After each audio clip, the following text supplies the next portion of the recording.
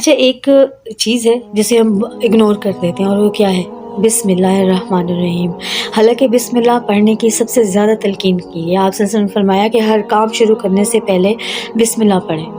گھر سے جا رہے ہیں بسم اللہ توکل، تو گاڑی میں بیٹھ رہے ہیں بسم اللہ پڑھیں، گھر میں داخل ہوتے ہیں تو بسم اللہ پڑھیں اور سلام کریں۔ کہتے ہیں کہ جو انسان گھر میں داخل ہوتے وقت دروازہ کھولے اور بسم اللہ پڑھے اور پھر سلام کرے تو اس گھر میں شیطان بھی داخل نہیں ہو سکتا۔